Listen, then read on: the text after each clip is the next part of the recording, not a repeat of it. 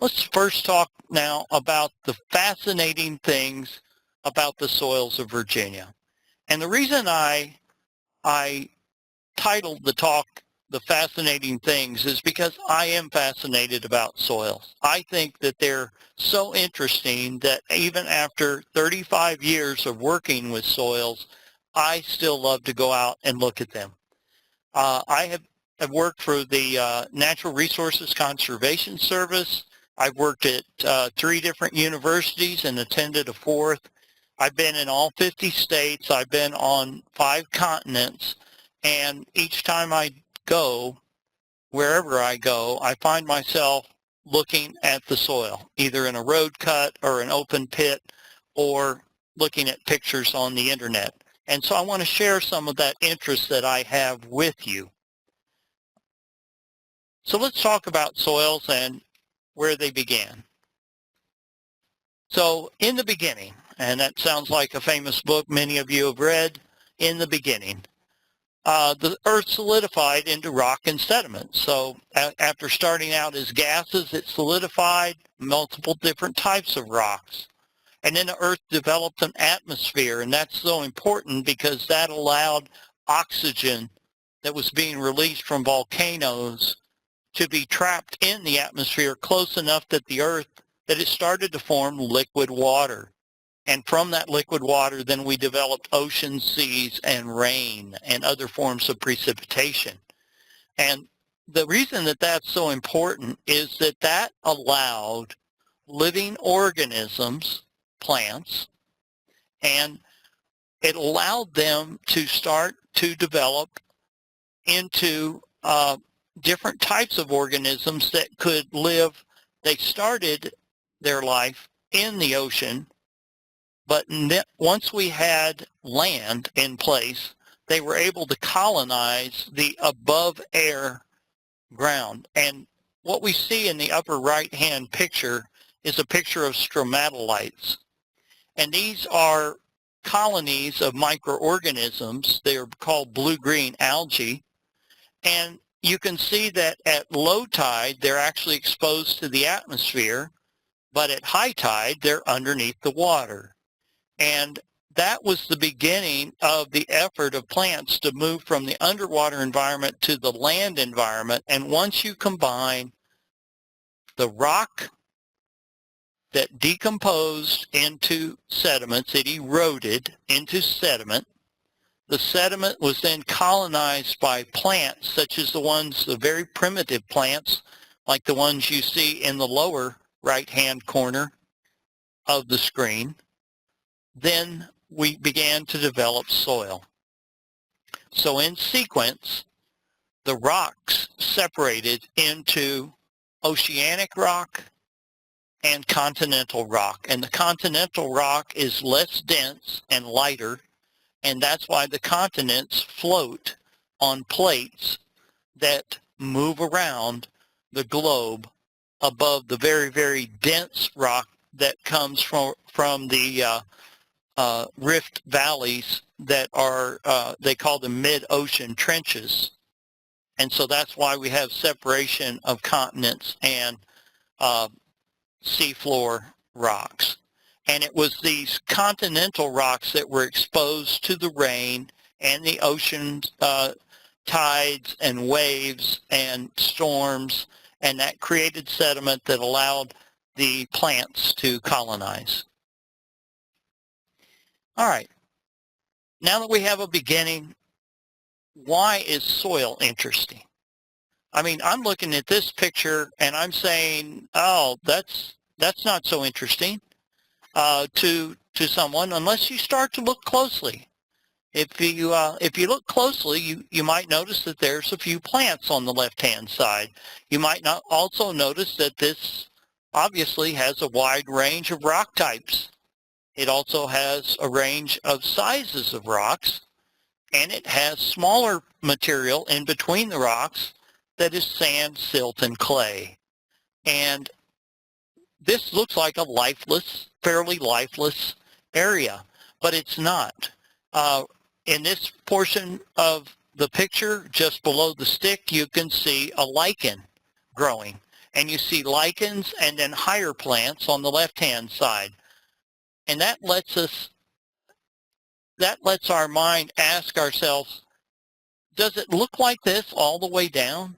Is all soil brown and covered with rocks with very few plants? Well, no, it isn't. If we look below the surface, that's when we start to see how variable the soil is. We see multiple colors, shapes, sizes, patterns. The picture on the left shows a variety. There are easily, you could identify 3 different horizons just based on major colors. But if you look closely, there's probably closer to 5 horizons here that are separated by the types of rock fragments that are there, the colors of the rocks, and the colors of the background soil. And so all of these things are telling us about the development and the properties of the soil. How is this soil going to behave? Why is this soil useful or not useful to growing the plants that you see up at the top? Again, it's a combination of rock fragments and sand, silt, clay, and then the darkened area at the top is the organic materials that have rotted from these dead vegetative parts. On the right-hand side, we see a different type of subsoil altogether, one that's formed largely by, patterns of iron oxides. And these iron oxides are influenced by microbes and water and roots and air. And so a lot of factors that go into changing or creating the variety that we see in soil. The picture on the left shows a variety in the surface colors. This is one farm field, and yet we see 3 distinct surface colors in these areas. And if you note, they're related to landform positions. And so you can imagine that if we were to remove the vegetation on the hillside to the left and in the background, we would see even a greater variety of soils across the landscape, across the surface. We have variety going from the top to the bottom. Now we're showing variety from the side to the side. On the right, we see a drier landscape, but again, we can see different soil types in the bottom of the creek bed, on the sides of the creek bed, and on the hillsides behind. Look at this picture. I think it's amazing. This is a tropical area. Those are bananas back in the background. We obviously had some extremely high energy event that carried almost nothing but rock fragments. I can imagine this being a tropical zone, that this very well could have been a tidal wave or a tsunami or a tremendous flood that carried these rock fragments, a lot of energy.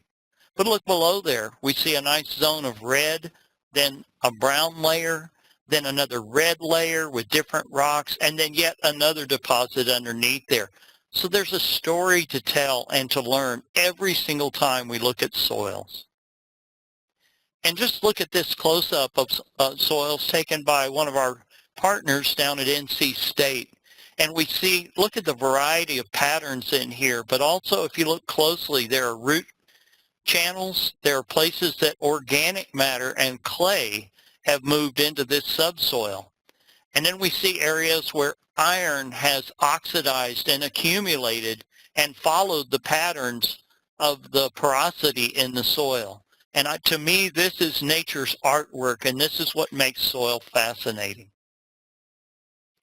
Well, it's just a quick overview. We look at soils and their variety from the top to the bottom by looking at soil horizons. So in some soils, we have organic layers on top. But I put the word maybe behind that because here in Virginia, we just got through with all the leaves falling off the trees. So of course we see leaves on the ground and think nothing of it.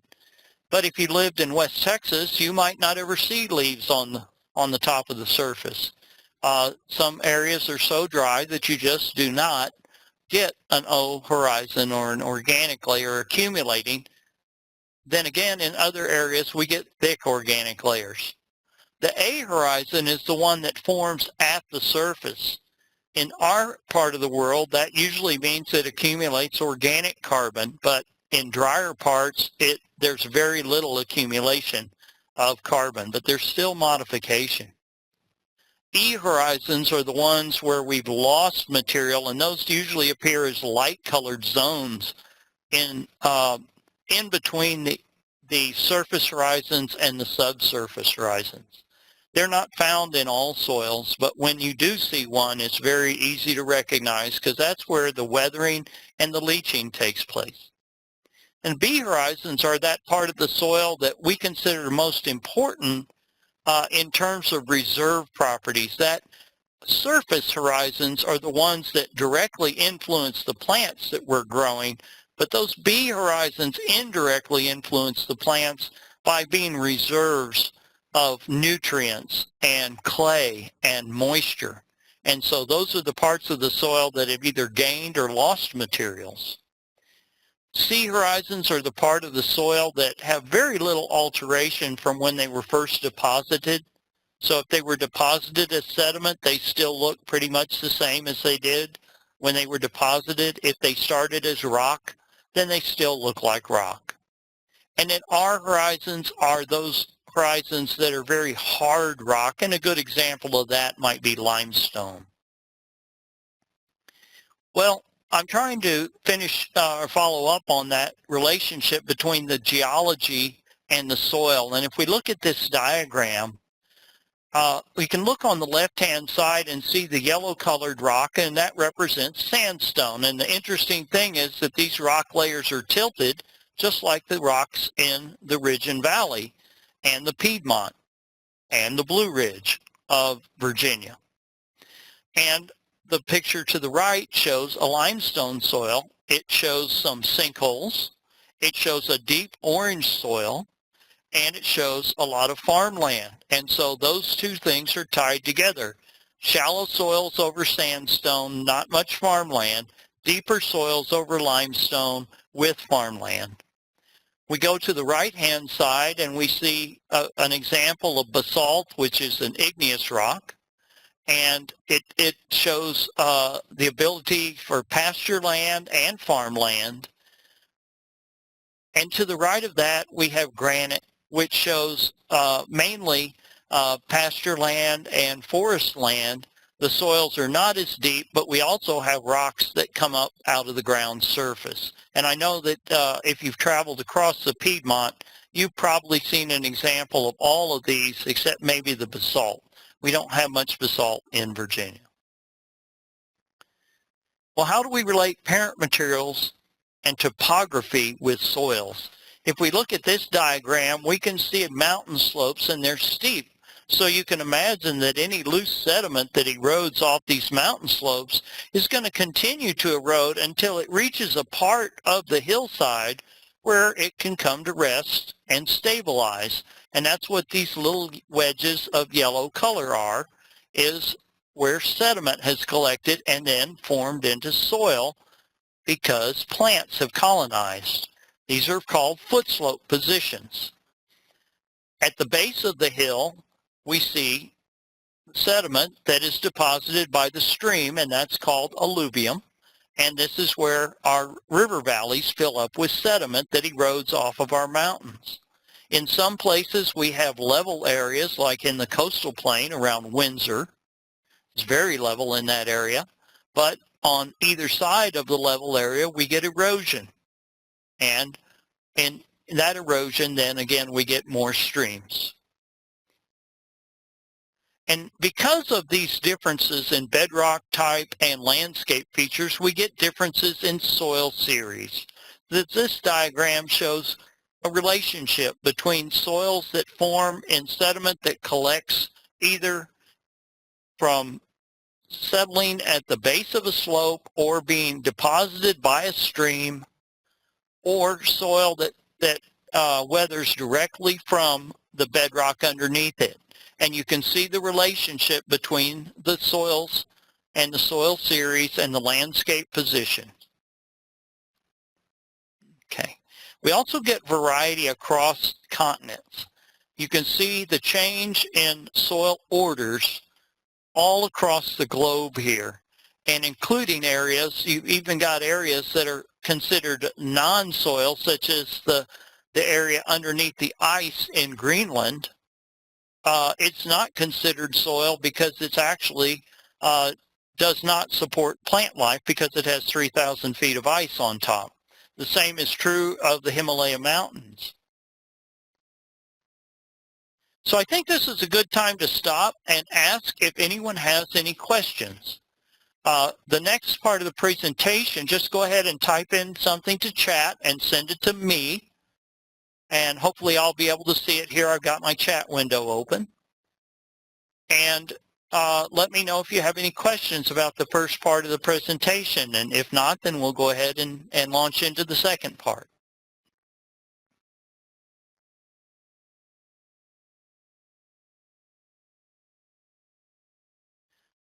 Now we also have Mark Sumner is also helping to moderate this session. So if anyone sends a question to Mark, well, he'll forward that on to me as well.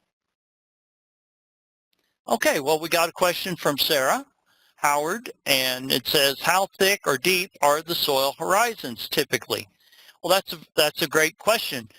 I guess it's fortunate that I have a slide up right now, Sarah, that actually shows some thicknesses. So for most of our topsoil areas in the woods, in other words, if you're in an area that has never been plowed, most of the O horizons are just a few centimeters thick. So maybe up to 5 centimeters, basically 1 to 2 inches. The A horizons, which are those darkened by organic matter and form at the surface, but they're not organic. These are mineral. These are made of sand, silt, and clay and rock. And those, if in an unplowed situation, would be about 3 inches thick.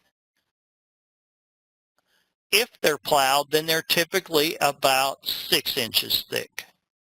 So that'd be the big difference. So if you go in your yard or into the field or onto someone's property and you take a shovel and dig a hole and you see that the topsoil is about 6 inches thick and has a very sharp boundary at the bottom, a distinct change in color, then that probably means that that used to be farmland at one time or another. In the picture shown on the screen, you can see that there's another layer that goes down to 10 inches, 10 centimeters. Oh, I'm sorry, that's in inches on the right. So between 5 and 10 inches is a transitional layer that has a little bit of organic carbon accumulation.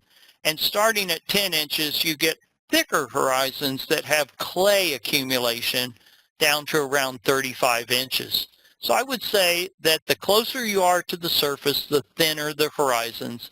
The deeper you go, the thicker the horizons become. But typically about 6 to 12 inches thick in the subsoil and 2 inches to 6 inches thick in the topsoil. Great question.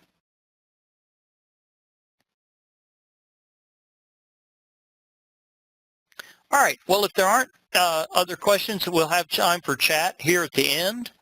And this is being recorded, so that also will be available to you. And you can also send messages to me, and I'll go ahead and just let you know now where you can contact me. I'll give you my email address, and then I'll also give you my office telephone number. And you can look me up also on the Virginia Tech website and find me anytime. So here's my contact information, and then we'll go ahead and start the second part of the presentation. All right, what do we have in Virginia? You know, I told you about soils that might occur across the world. Let's talk about just the major types that you might see in Virginia. The picture on the left is a picture of a soil that's got a sandy surface. I can tell that it's sandy because it's so light in color. It means it doesn't have very much clay. It doesn't have very much iron. These white areas really are just the uncolored sand grains that you're seeing. And so you've had a lot of leaching, and so this is an example of one of those E horizons. you have a very thin little A horizon right at the top. And underneath that, them both, you get a B horizon down here, centered at about 3 feet of depth. And that horizon is where the clay that used to be in the upper part of the soil has moved through rainwater, has been leached down into that third horizon and has accumulated. Below that, you see alternating bands of sandy material and clayey, sandy, clayey, etc. This is the soil that you might find around Smithfield, Virginia, in that middle coastal plain area above the Suffolk Scarp. Sandy soils, a lot of variety in the coastal plain. On the right, we have a soil that you might find in the Piedmont. Thin surface horizons, not very dark, not very thick, and then a lot of clay underneath there, sometimes up to 70% clay. And then as you get deeper in the soil, you start to see color patterns associated with the bedrock that's underneath. And in the Piedmont, we have very deeply weathered bedrock. What makes a soil an ultisol is a soil that has, it's usually acid and it has low base saturation, which means that it's not very fertile. The good thing about these ultisols is that if you add the correct amount of lime to raise the pH and fertilizer, these soils can be very productive.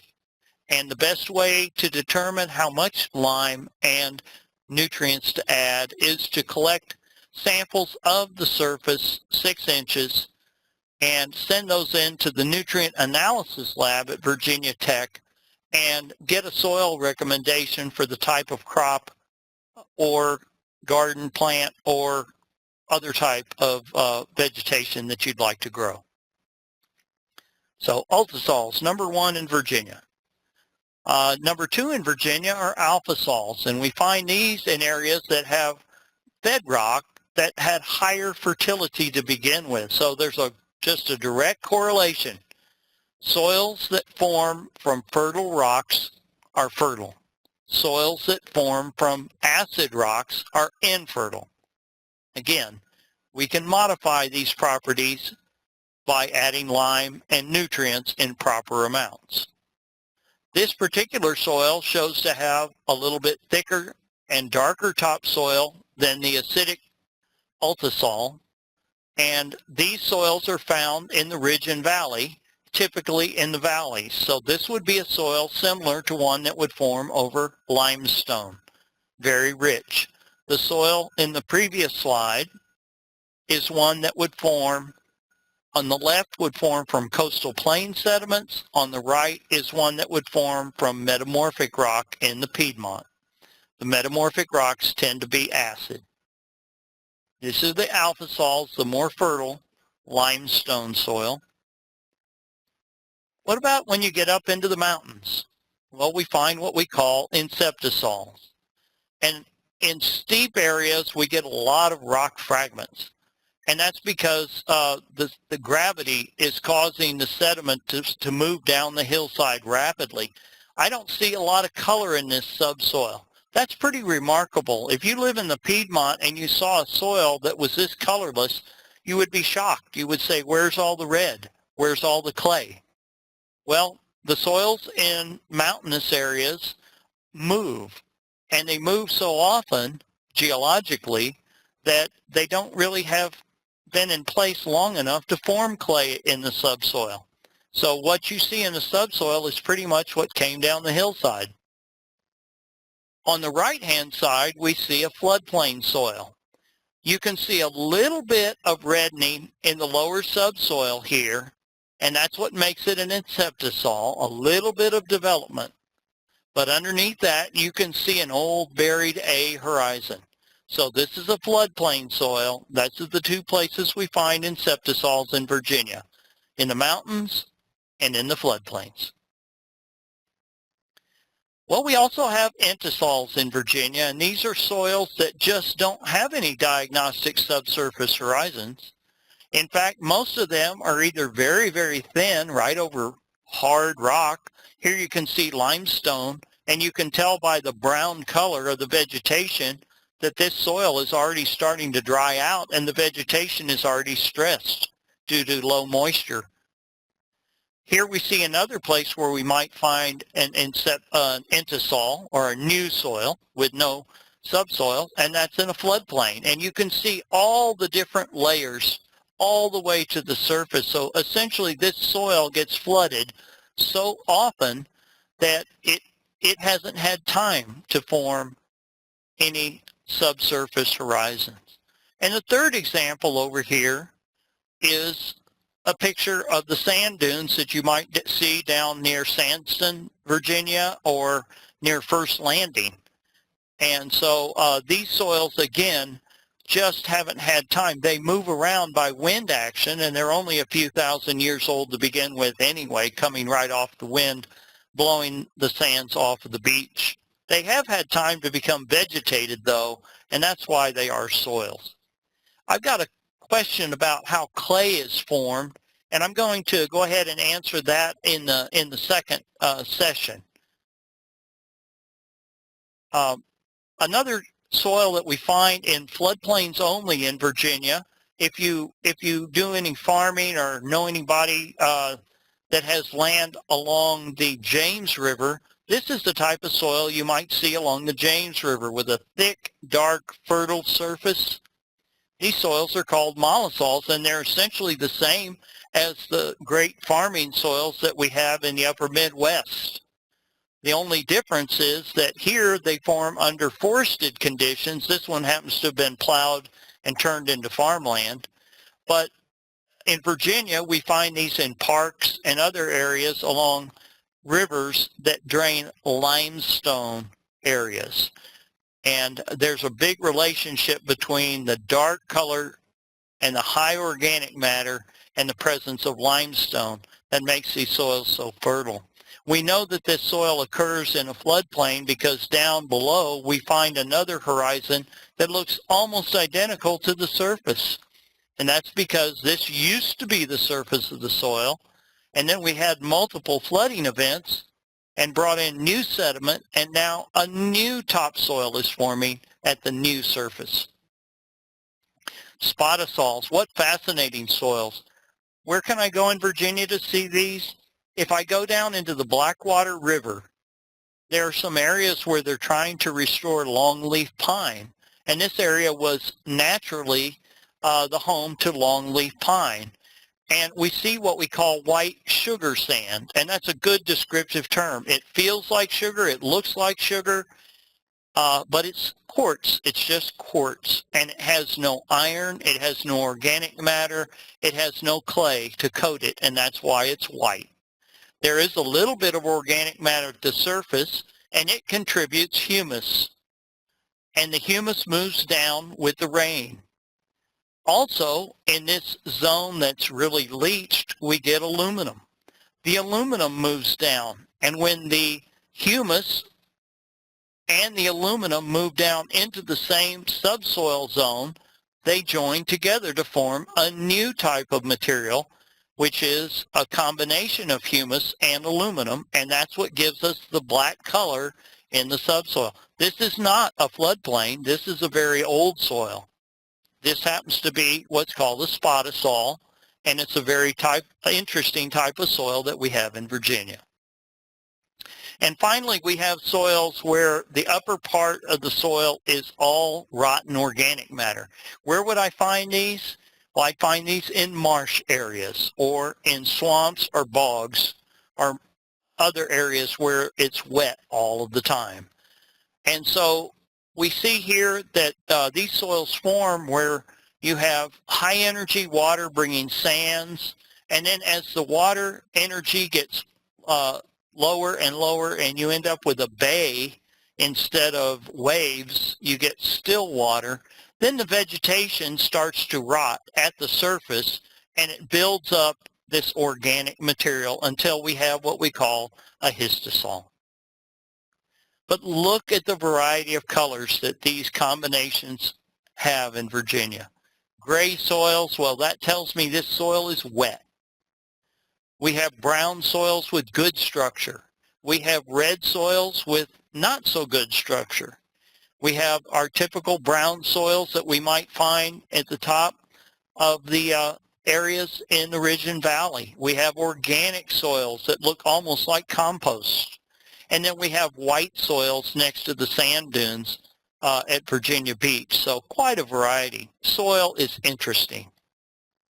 So in summary, in Virginia, we have variety in soils from the top to the bottom, from side to side, across the landscape.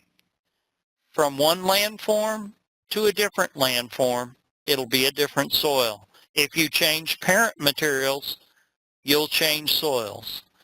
If you go from a young deposit to an old deposit, the soil properties change, the color, texture, structure. If you have an eroded area to one that's non-eroded, you'll see a big difference in the topsoil. Areas that form in sand, those that form in clay will give you different soils. We'll get colors from white to red to black. And we get solid colors and also multiple mixed colors. So all you really need to do then to see the beauty and the variety and appreciate the kinds of soils we have is to look beneath your feet and use your imagination.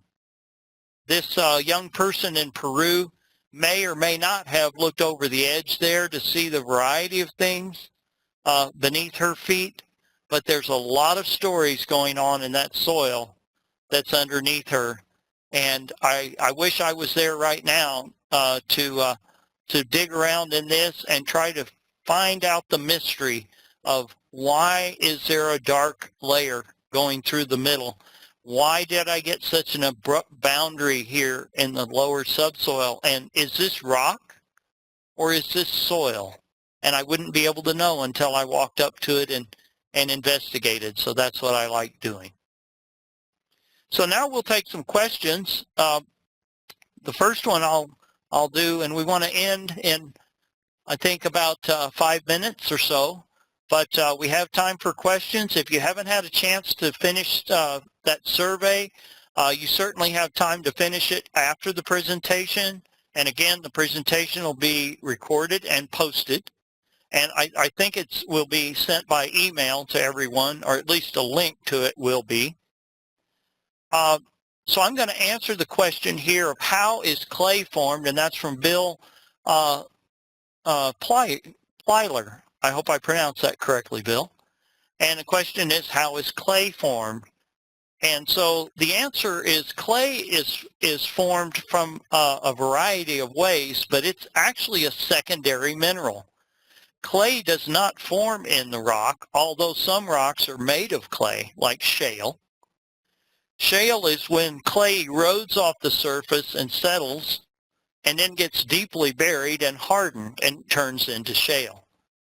But the clay that we see in our soils comes from the rock, and most of the clay in the world forms from what we call primary weathering, and that means that the rocks decompose when water is added, and there are various different types of weathering that take place, and what they do is they release elements, and the elements come together and they form clay particles. And some of these are layered like dinner plates, and some of these are more shapeless. And the ones that are layered are just called layered clays, like kaolinite. And the ones that have no distinct shape to them are called iron oxides. So very good question. And we'll have a lecture, an entire lecture on that. And it says, another question here is there a good beginner website or book specific to the Virginia soils? Well, I was hoping that this webinar series might be a good beginner series of beginning talks on soils, but what I will do, and I had promised the class yesterday as well, is I will take a good look into the resources that I have and see if I can make a recommendation. And since I have a contact for each one of you, what I'll try to do is put together a list of some really simple references and get those sent out to everyone. And if they're at the level that you're expecting them, then that'll be great. If they're too basic for you, then you won't need to worry with them. But then maybe I could suggest some intermediate level resources as well. So I'd like to do that. Another good question, is there a map of Virginia that shows the areas of the various soil types? Well, there is. We have multiple sources of this. I proposed one of our lectures to be one that gave an overview of all the different maps and map types of soils of Virginia, and some are electronic and some are printed. But yes, there is a general soil map of Virginia, so it would show big, broad zones of soils across the state. And again, what I'll try to do is send out some links to that, to some sources where you can go online and find that. But one thing that you might do is do a search on the internet and type in general soils of Virginia and then put that in parentheses, and I'm sorry, in quotes. And if you do that, then you very well may find the source before I do. I have printed copies on the shelf behind me, but I don't have any right here in front of me right now. But I'll make sure that I get you an answer to that one as well. Thank you for asking. Okay, well, I think we're, if there are no other questions, I wanted to again promise thank you for being here. I hope this is the beginning of a beautiful relationship. To quote my friend from the movie Casablanca, I'd like to do this monthly. I'd love your feedback. Again, let me know and fill out all the levels of presentations you'd like. It'll be a long time before I get to all of them, but we had 37 people responded yesterday to the survey, and if you add to that today, we'll have a good idea of what people are expecting and what the needs are. And then always feel free to contact me with other questions about soils, or if you need on-site training or other materials, or just, again, just resources that I can point you to, then I'd be glad to do that. And I thank you for listening today. And with that, I think we're going to end the session. And thanks to the master naturalists, the agents, and others that were listening in. And we look forward to talking to you again in the future. Have a great day and a great holidays. Good, safe, happy, and Merry Christmas and New Year.